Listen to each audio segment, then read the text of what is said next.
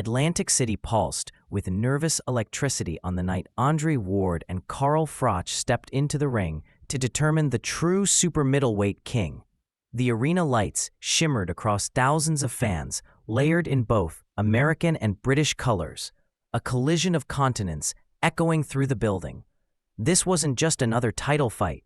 This was the Super 6 World Boxing Classic Final, the culmination of years of ambition, sacrifice, and unbreakable belief. Andre S.O.G. Ward entered first, calm as stone, a man defined by discipline and forged by Olympic gold. No theatrics, no arrogance, just that quiet, unshakable focus that made him one of boxing's most sophisticated minds. Across the ring paced Carl the Cobra Froch, the embodiment of grit and relentlessness, a fighter who carved his legacy through raw toughness and an iron jaw that had carried him through wars. Froch thrived in chaos. Ward thrived in control. Their contrast made the air feel thick, almost heavy, as Michael Buffer's voice boomed through the arena and the two champions approached the center of the ring. The referee delivered his final warning: protect yourself at all times, and the fighters touched gloves with a mixture of respect and tension. In that instant, the crowd rose, knowing they were witnessing the beginning of something monumental. The bell rang, slicing through the noise, and the fight ignited. Froch flicked out his long jab, hoping to dictate at range, but Ward's sharp precision surfaced immediately. He slipped, countered, and stabbed his own jab straight into Froch's guard, marking territory. The American settled into a rhythm. The Englishman tried to break it. Two styles, two nations, one destiny. The championship night had begun. As the early rounds unfolded, Ward began revealing the brilliance that made him one of boxing's finest tacticians. Froch attempted to establish his rhythm behind that long, awkward jab he'd used to dismantle opponents across Europe. But Ward was already reading him like a familiar book. With every feint, slip, and pivot, Ward slid inside Froch's reach, catching him with crisp, compact hooks that stunned in their precision. Where Froch was wide and raw, Ward was efficient and surgical. The difference began to show almost immediately. Redness built on Froch's nose as Ward's jab punished every attempt to reset distance. Froch tried to switch tempos, lowering his hands, inviting Ward into exchanges where chaos might tip the balance. But Ward refused to be lured into wildness. He met Froch's gambles with discipline, doubling the left hook, digging the body, keeping his head off the line. Inside, the place where Froch was supposed to thrive, Ward took control. His punches were shorter, faster, cleaner. He pivoted away from trouble with a veteran's ease, slipping along the ropes, never staying long enough for Froch to trap him. The crowd sensed the shift. The Americans roared every time Ward landed that compact hook. The British section responded desperately, urging Froch to break through.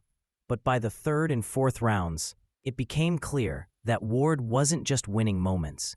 He was solving the entire puzzle. Every adjustment Froch attempted was met with an answer. Every opening he hoped to exploit vanished the moment he reached for it. Ward was building momentum, brick by brick, round by round, controlling pace, controlling space, and quietly pulling the fight into his world. By the middle rounds, the fight grew heavier, more physical, and more emotionally charged. Froch, to his credit, refused to wilt. His pride, his championship heart, and the roar of the British fans drove him forward despite the swelling beneath his eye and the sting of Ward's counterhooks. He pressed harder, digging his feet into the canvas, trying to bully Ward to the ropes where he could unleash those looping, dangerous right hands. And for brief flashes, Froch found moments. A stiff jab that snapped Ward's head back, a right hand that forced the American to reset his feet. But those victories were small, fleeting flickers swallowed immediately by Ward's brilliance. Ward fought with a dual nature, part surgeon, part soldier. Inside, he pushed his forehead against Froch's chest, smothering the bigger man's leverage. then ripped short hooks and uppercuts with mechanical precision. Outside, he stepped around danger, shooting jabs like laser beams, pivoting before Froch could fire back. The physicality intensified. Elbows rubbed, shoulders bumped, gloves collided as the two champions fought chest to chest in the trenches. Yet Ward remained composed, using his tight defense and elite reflexes to deflect much of Froch's fire. Commentators marveled at Ward's accuracy, astonished that he was landing at a near 50% clip against one of the division's toughest, most relentless fighters. Froch tried to break the rhythm with grit. Ward broke Froch's attempts with technique. By the end of the 7th and 8th rounds, the pattern was undeniable. Froch was fighting hard, Ward was fighting smart, and smart was winning.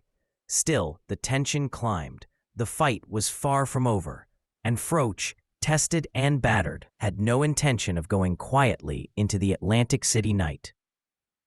Entering the late rounds, Froch knew the clock was becoming his enemy. His corner urged urgency, demanded pressure, begged him to make the ring smaller, and force Ward into a mistake. And with the pride of Nottingham burning behind him, Froch marched out for the 9th with renewed fire. This was his trademark time, the deep waters where his grit had often outlasted opponents. He pressed with fury, letting his hands go with reckless determination. For the first time in several rounds, he landed meaningful combinations: a heavy right hand upstairs, a hook to the ribs, a jab that found Ward's chin clean. The British fans roared, sensing the shift. Froch had life. He had belief. But Ward remained unshaken. He absorbed Froch's surge, then countered with the same precision that had carried him all night. That compact left hook, the sharp jab, the tight right hand down the pipe. Froch's head snapped back repeatedly as Ward punished each overextension. In the 10th, Froch fought as if trying to summon a miracle. He lunged, reached, used every awkward angle in his arsenal. Yet Ward's defense held strong, slipping and rolling like a master of the craft, firing back in bursts of clean, efficient violence. The 11th, Froch's historic knockout round, brought even heavier drama. Twice before, Froch had ended fights here. Twice before, he had summoned enough raw will to break stronger men. But Ward refused to be broken. He met Froch's storm with discipline, countering, pivoting, frustrating. Froch landed, yes, a left hook, a heavy jab. But Ward answered instantly with sharper, more damaging shots. It was heart versus discipline, fire versus mastery, and mastery continued to win the exchanges. The 12th round carried a weight that only championship boxing can conjure. Both men stood from their stools, knowing the truth. Froch needed a miracle. Ward needed discipline. The crowd rose as the fighters marched into the final 3 minutes of their long, grueling chess match turned war. Froch came out with everything left in his spirit: the urgency, the recklessness, the desperation of a man fighting not just for belts, but for identity. He threw wild overhands, stiff jabs, lunging hooks, anything that might break Ward's composure. And he landed enough to give the crowd flashes of hope. But Ward remained calm, eyes sharp, movements steady. He slipped Froch's charges, fired back with measured counters, and used his footwork to blunt the Englishman's momentum. The left hook, Ward's signature weapon of the night, landed once more with crisp authority. His jab split Froch's guard again. His right hand found chin and cheek as he closed the show like a champion who knew exactly what was required of him.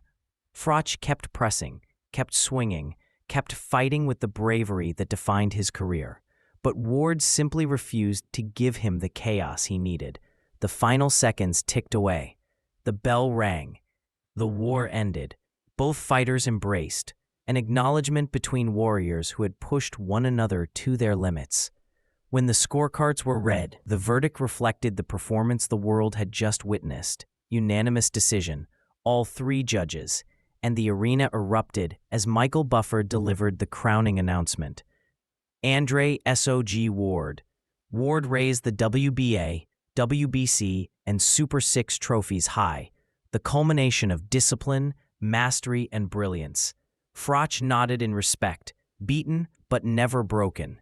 The night belonged to Ward. The legacy belonged to both.